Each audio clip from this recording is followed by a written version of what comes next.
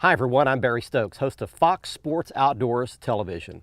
And I travel a lot of road miles with my truck and boats in search of the best fishing action across the entire southeastern, southwestern parts of our United States. And I rely heavily on my Mercury outboard engines to fit all of my needs.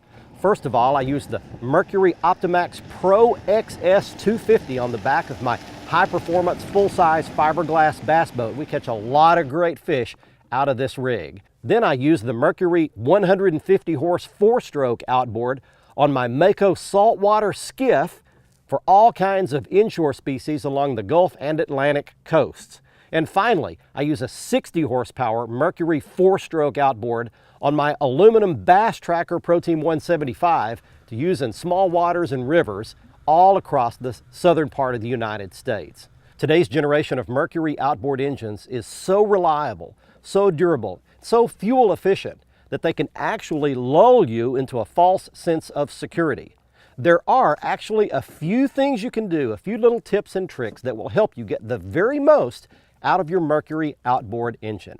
To help tell you about that, a couple of my friends that fish the professional bass fishing circuits are going to share some of their secrets. Beginning with Skeet Reese talking about fuel efficiency, and then Edwin Evers talking about performance.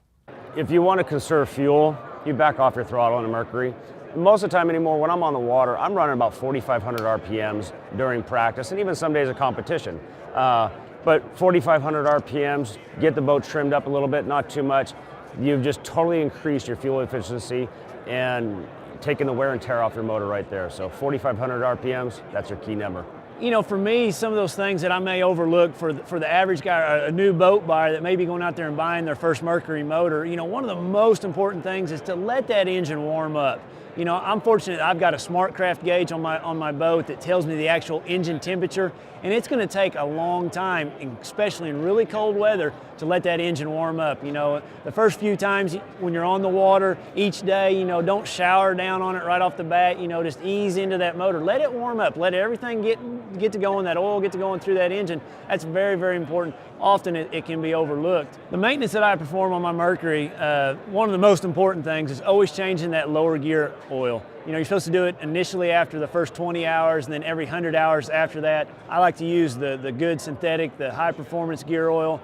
I always try to drain the water out. You know, this time of year being very, very cold, always keep those grease zerks, you know, on the steering, on all your steering, keep all that stuff greased. And, you know, when you get your engine plugged up, it never hurts. There's a little knob on the back you can unscrew. A garden hose screws right into it. You can flush your engine out, especially if you're in salt water or you've been idling through a lot of shallow water. Just get all that junk flushed out of your engine. But use good gas and always use the same brand of oil. That's very, very important. You know, I would definitely recommend using your outboard's manufactured oil. You know, for me it'd be Mercury.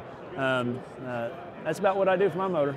So yes, today's Mercury outboard engines are all of those things: durable, reliable, and efficient. But if you'll pay just a little bit of attention to the maintenance, performance of that engine, you can get the very most out of your time on the water with your Mercury outboard.